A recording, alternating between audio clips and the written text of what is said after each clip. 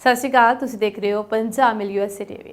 मैं सुरभि शर्मा एक बार फिर तो हाजिर हाँ प्रोग्राम खबरनामा लैके। इस टाइम दुनिया एक युद्ध तो बहुत ज़्यादा हिल चुकी है। अज पूरी दुनिया दे विच एक महायुद्ध की चर्चा हो रही है जिसने आम तौर पर सब नूं ही हिला के रख दिता है, यानी कि झंझोड़ के रख दिता है। ये कोई मामूली जिहा युद्ध नहीं है। इस युद्ध दे विच ना जाने किन्ने ही मासूम लोग बेवजह मारे गए ने। बेवजह वो किसी ना किसी गल दा किसी न किसी चीज़ की सज़ा भुगत रहे हैं। मासूम छोटे छोटे बच्चे भी इस युद्ध का शिकार हो चुके हैं। ते इजराइल हमास की जंग का अज 5वां दिन है। इजराइल ने बीती रात गाजा विच हमास के 200 ठिकानिਆਂ ते हमला किया। इजराइल और हमास विचाले हुई जंग च हुण तक 2100 लोगों की मौत हो चुकी है। इन्हां विचों लगभग 1200 इजरायली हैं। इस दे नाल ही करीब 900 फलस्तीनी भी अपनी जान गवा चुके हैं। मंगलवार रात नूं अमरीका का पहला ट्रांसपोर्ट जहाज़ गोला बारूद लैके इजराइल के नेवातिम एयरबेस पहुंचा।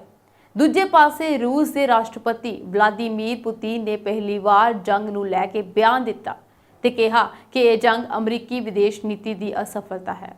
अमरीका फलस्तीनियां दे हितां की अनदेखी कर रहा है। इस दौरान अमरीकी राष्ट्रपति जो बाइडन और उपराष्ट्रपति कमला हैरिस ने इजराइल के प्रधानमंत्री बेंजामिन नेतन्याहू तो जंग की स्थिति बारे जानकारी दी। बाइडन ने देर रात व्हाइट हाउस तो अपने संबोधन च कहा कि अमरीका इजराइल के नाल है। इजराइल विच 1000 लोगों की अनमनुखी हत्या की गई है। इन्हां च 14 अमरीकी नागरिक मारे गए हैं। इजराइल विच कतलेआम होया है। इजराइल नूं इस हमले का जवाब देने का अधिकार है।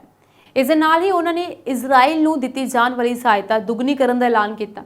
बाइडन ने भी कहा यह अतवाद है, पर अफसोस वाली गल है कि यहूदी लोगों लिए यह कोई नवी गल नहीं है। अमरीकी विदेश मंत्रालय ने कहा है कि विदेश मंत्री एंटनी ब्लिंकन इजराइल नाल एकजुटता दिखाने के लिए अज इजराइल लिए रवाना होंगे। उन्होंने वीरवार नूं इजराइल पहुंचने की उम्मीद है। सो इस सारी घटना दे विच अमरीका पूरी तरीके नाल इजराइल दे नाल है। उत्ते ही भारत ने भी साथ देने का पूरा वादा किया है। बहुत सारे जिहड़े लोग इस विच मारे जा रहे हैं, चाहे युद्ध एक पासे शुरू हो या दूसरे पासे हो, लेकिन इस युद्ध दे विच मर दोनों पासे दे लोग रहे हैं। युद्ध की म्याद कदों खत्म होएगी ये असीं नहीं जानते, पर उन्होंने लोगों के लिए साडे दिल विच दुआ है कि जल्द तो जल्द लोग जिहड़े ने उत्थे दा युद्ध जिहड़ा है खत्म हो जाए ते लोग बच जाण। सो हुण गल करते हैं कि पंजाब सरकार की। पंजाब दे विच दहाकिਆਂ तो चली आ रही रजिस्ट्री लिखण का स्टाइल हुण बदल गया है। जी हाँ, मान सरकार वालों एक नवा हुक्म जारी कर दिता गया है, एक नवा फॉर्मेट जारी किया गया जिस दे चलदे हुण रजिस्ट्री लिखण का स्टाइल बदल गया है। सो बहुत दहाकिਆਂ तो पहला जी रजिस्ट्री लिखी जा रही थी जिस तरीके दे नाल हुण उसका तरीका बदल गया है। एक नवा फॉर्मेट लागू कर दिता गया। पंजाब सरकार ने आज तो रजिस्ट्री लिखण का नवा फॉर्मेट लागू किया। हुण इस नवे फॉर्मेट नूं भरन तो बाद ही सूबे भर दीआं तहसीलां अते सब तहसीलां विच रजिस्ट्री मंजूरी लई पेश की जा सकेगी। पंजाब दे माल मुड़ वसेवा अते आफत प्रबंधन विभाग ने इस फॉर्मेट की कापी राज के सारे डिप्टी कमिश्नर नूं भेजी है अते हदायतां जारी कीतियां हन कि पंजाब सूबे विच आम लोकां दी सहूलत लई जायदाद की रजिस्ट्रेशन वेले स्टैंप पेपर ते वरती गई भाषा नूं सरल बनाया गया। इस नाल ही प्रॉपर्टी रजिस्ट्रियां सेल डीडां दौरान सरल पंजाबी भाषा की वरतों की जानी चाहिए है।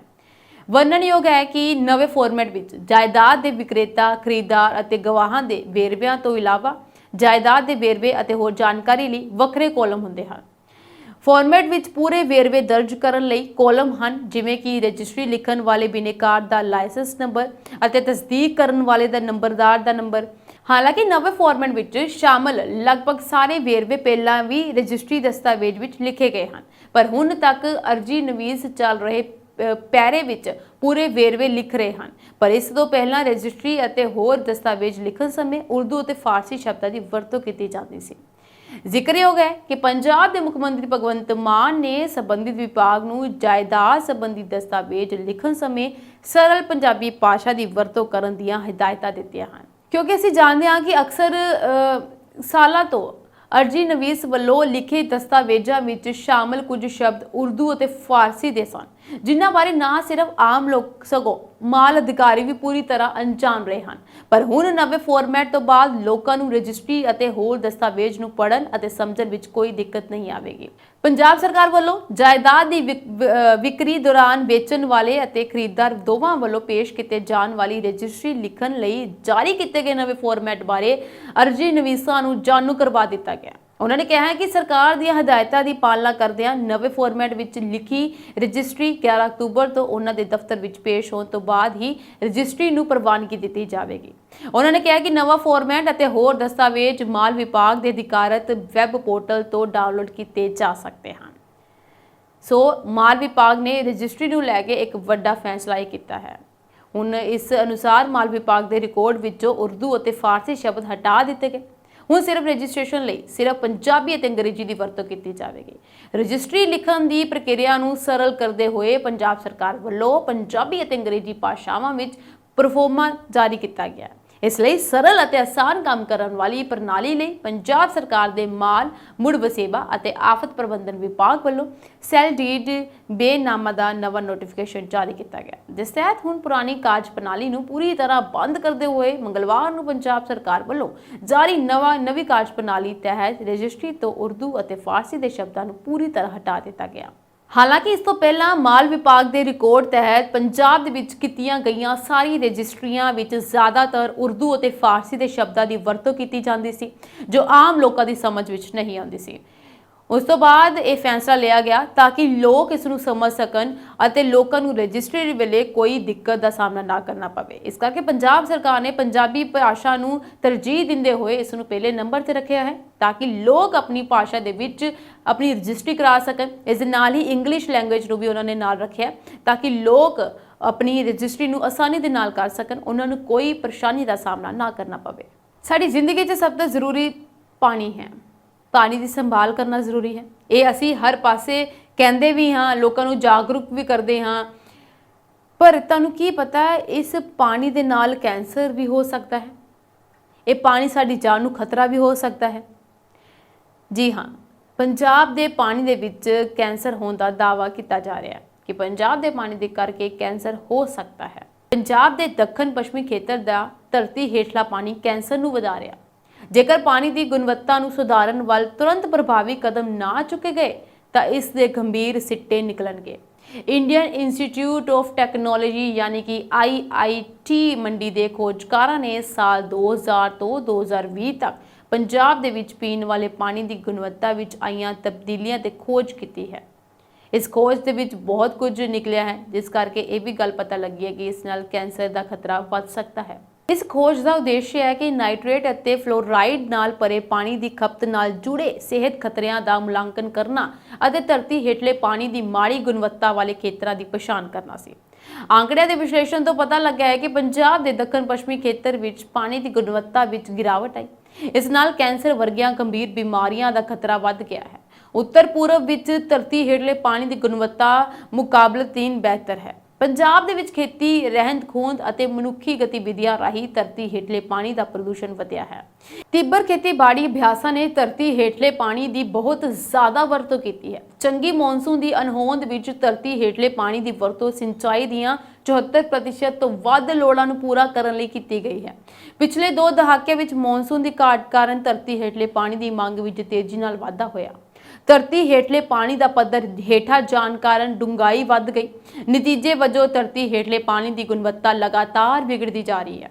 ਭੂਮੀਗਤ ਜਲ ਵਿਭਾਗ ਅਤੇ ਸਥਾਨਕ ਕਿਸਾਨਾਂ ਨੂੰ ਡੂੰਘੇ ਭੂ ਵਿਗਿਆਨਕ ਪੱਧਰਾਂ ਤੋਂ ਧਰਤੀ ਹੇਠਲੇ ਪਾਣੀ ਦਾ ਸ਼ੋਸ਼ਣ ਕਰਨਾ ਪੈਂਦਾ ਹੈ, ਜੋ ਭਾਰੀ ਤੱਤਾਂ ਦੇ ਨਾਲ ਭਰਪੂਰ ਹੈ। ਇਸ ਵਿੱਚ ਕੁਝ ਰੇਡੀਓ ਐਕਟਿਵ ਪਦਾਰਥ ਹੁੰਦੇ ਹਨ। ਇਹਨਾਂ ਦਾ ਸਿਹਤ ਤੇ ਗੰਭੀਰ ਪ੍ਰਭਾਵ ਪੈ ਰਿਹਾ ਹੈ। ਜ਼ਿਆਦਾ ਖੇਤੀ ਗਤੀਵਿਧੀਆਂ ਕਾਰਨ ਧਰਤੀ ਹੇਠਲੇ ਪਾਣੀ ਦੇ ਪ੍ਰਦੂਸ਼ਣ ਦੇ ਰੂਪ ਵਿੱਚ ਲੋਕਾਂ ਨੂੰ ਭਾਰੀ ਕੀਮਤ ਚੁਕਾਉਣੀ ਪੈਂਦੀ ਹੈ, ਕਿਉਂਕਿ ਪੰਜਾਬ ਦੀ 94% ਆਬਾਦੀ ਪੀਣ ਵਾਲੇ ਪਾਣੀ ਦੀਆਂ ਲੋੜਾਂ ਪੂਰੀਆਂ ਕਰਨ ਲਈ ਧਰਤੀ ਹੇਠਲੇ ਪਾਣੀ ਤੇ ਨਿਰਭਰ ਕਰਦੀ ਹੈ। ਧਰਤੀ ਹੇਠਲੇ ਪਾਣੀ ਦੇ ਪ੍ਰਦੂਸ਼ਣ ਨੇ ਗੰਭੀਰ ਸਿਹਤ ਸਮੱਸਿਆਵਾਂ ਪੈਦਾ ਕੀਤੀਆਂ। ਖੋਜ ਵਿੱਚ ਇਹ ਵੀ ਦੱਸਿਆ ਗਿਆ ਕਿ ਪੰਜਾਬ ਨੂੰ ਕਦੇ ਦੇਸ਼ ਦੀ ਰੋਟੀ ਦਾ ਕਟੋਰਾ ਕਿਹਾ ਜਾਂਦਾ ਸੀ। ਇਸ ਦੇ ਨਾਲ ਹੀ ਇਸ ਨੂੰ ਹੁਣ ਦੇਸ਼ ਦੀ ਕੈਂਸਰ ਦੀ ਰਾਜਧਾਨੀ ਵਜੋਂ ਜਾਣਿਆ ਜਾਂਦਾ ਹੈ, ਜੋ ਪਾਣੀ ਦੇ ਪ੍ਰਦੂਸ਼ਣ ਅਤੇ ਮਨੁੱਖੀ ਸਿਹਤ ਦੇ ਇਸ ਦੇ ਮਾੜੇ ਪ੍ਰਭਾਵਾਂ ਦੇ ਗੰਭੀਰ ਨਤੀਜਿਆਂ ਨੂੰ ਦਰਸਾਉਂਦਾ ਹੈ। ਸੋ ਬਹੁਤ ਵੱਡੀ ਇੱਕ ਗੱਲ ਹੈ ਕਿ ਸਾਡੇ ਪੰਜਾਬ ਨੂੰ ਜਿੱਥੇ ਰੋਟੀ ਦੀ ਕਟੋਰੀ ਕਿਹਾ ਜਾਂਦਾ ਸੀਗਾ, ਹੁਣ ਉਹ ਕੈਂਸਰ ਦੀ ਕਟੋਰੀ ਬਣ ਚੁੱਕਿਆ। ਯਾਨੀ ਕਿ ਸਾਡੇ ਪੰਜਾਬ ਦੇ ਵਿੱਚ ਕੈਂਸਰ ਦਾ ਖਤਰਾ ਲਗਾਤਾਰ ਵੱਧਦਾ ਜਾ ਰਿਹਾ ਹੈ ਔਰ ਲੋਕਾਂ ਦੀ ਸਿਹਤ ਤੇ ਸਾਡੇ ਪਾਣੀ ਦੇ ਨਾਲ ਬਹੁਤ ਵੱਡਾ ਪ੍ਰਭਾਵ ਪੈ ਰਿਹਾ ਹੈ, ਜਿਸ ਦਾ ਸਭ ਤੋਂ ਜ਼ਿੰਮੇਵਾਰ ਅਸੀਂ ਖੁਦ ਮਨੁੱਖ ਹਾਂ, ਜੋ ਕਿ ਆਪਣੀ ਲੋੜ ਕਰਕੇ ਭੂਮੀ ਦੇ ਵਿੱਚ ਪਾਣੀ ਦੀ ਪਾਲ ਨੂੰ ਹੋਰ ਜ਼ਿਆਦਾ ਡੂੰਘਾ ਕਰਦੇ ਵਧਾ ਰਹੇ ਹਾਂ ਅਤੇ ਬਹੁਤ ਨਿਚਲੇ ਹੇਠਾਂ ਤੋਂ ਪਾਣੀ ਕੱਢਣ ਦੀ ਕੋਸ਼ਿਸ਼ ਕਰ ਰਹੇ ਹਾਂ। ਆਰਟੀਫਿਸ਼ੀਅਲ ਇੰਟੈਲੀਜੈਂਸ, ਜਿਸ ਦਾ ਇਸਤੇਮਾਲ ਅੱਜ ਕੱਲ੍ਹ ਹਰ ਖੇਤਰ ਦੇ ਵਿੱਚ ਹੋ ਰਿਹਾ ਹੈ।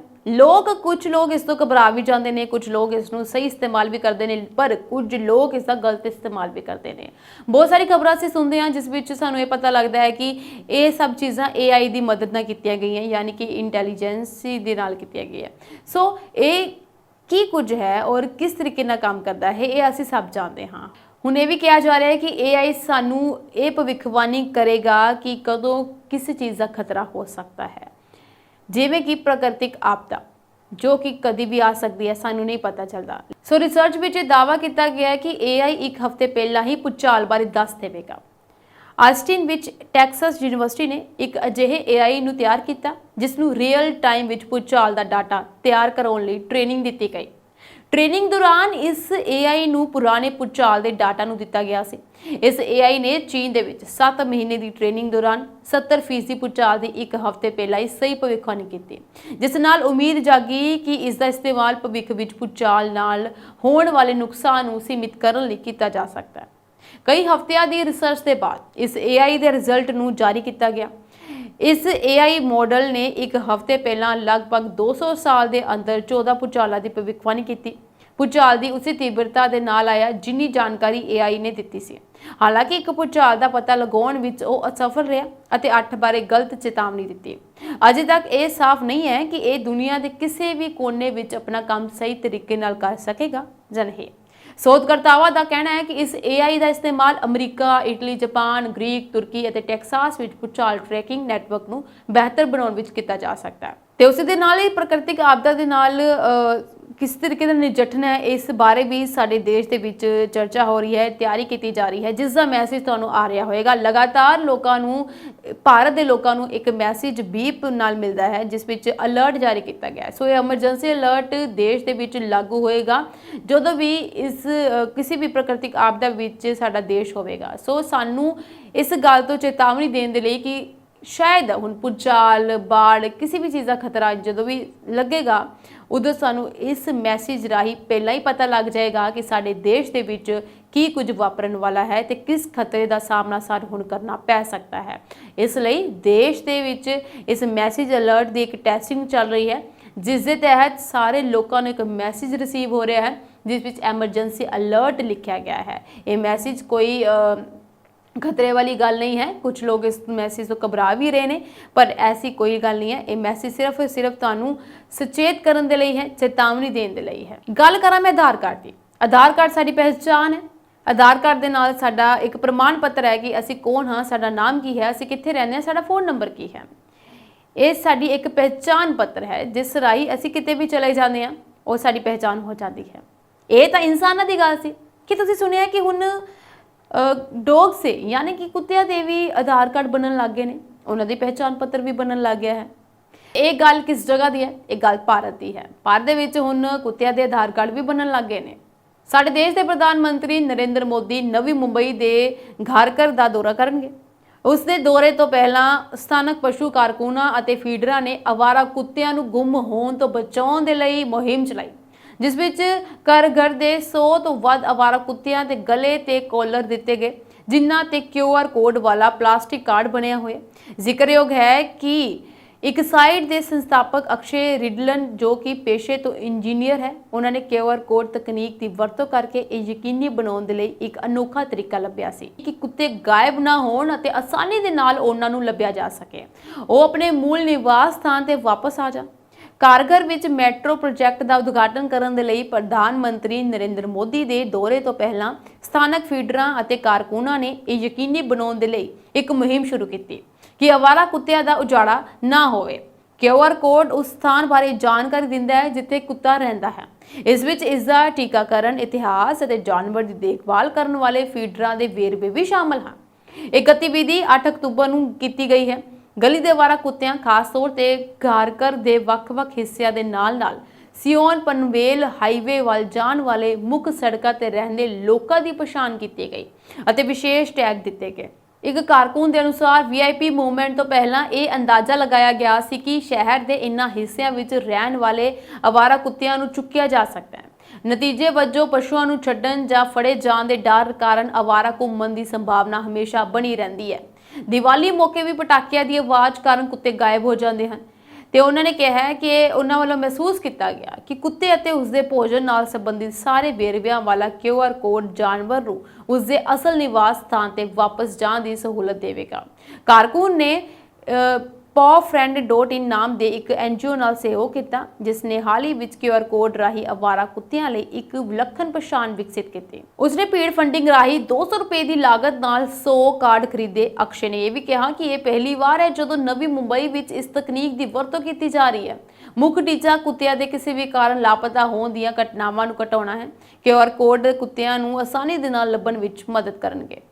ਸੋ ਹੈ ਨਾ ਅਨੋਖੀ ਗੱਲ ਕਿ ਹੁਣ ਕੁੱਤਿਆਂ ਨੂੰ ਲੱਭਣ ਦੇ ਲਈ QR ਕੋਡ ਦੀ ਮਦਦ ਰਾਹੀਂ ਉਹਨਾਂ ਨੂੰ ਲੱਭਿਆ ਜਾ ਸਕਦਾ ਹੈ। ਅਗਰ ਤੁਹਾਡਾ ਡੌਗ ਵੀ ਕਿਤੇ ਗਵਾ ਜਾਵੇ ਤਾਂ ਤੁਸੀਂ ਵੀ ਇਸ ਤਰੀਕੇ ਦਾ QR ਕੋਡ ਇਸਤੇਮਾਲ ਕਰ ਸਕਦੇ ਹੋ ਤੇ ਉਹਨਾਂ ਨੂੰ ਆਸਾਨੀ ਦੇ ਨਾਲ ਲੱਭ ਸਕਦੇ ਹੋ। ਸੋ ਅੱਜ ਦੇ ਪ੍ਰੋਗਰਾਮ ਦੇ ਵਿੱਚ ਇੰਨਾ ਹੀ। ਅਗਲੇ ਪ੍ਰੋਗਰਾਮ ਦੇ ਵਿੱਚ ਮੈਂ ਫਿਰ ਹਾਜ਼ਰ ਹੋਵਾਂਗੀ। ਫਿਲਹਾਲ ਦੇ ਲਈ ਸੁਰਭੀ ਸ਼ਰਮਾ ਦੋ ਇਜਾਜ਼ਤ। ਤੁਹਾਡਾ ਸਭ ਦਾ ਬਹੁਤ ਬਹੁਤ ਧੰਨਵਾਦ।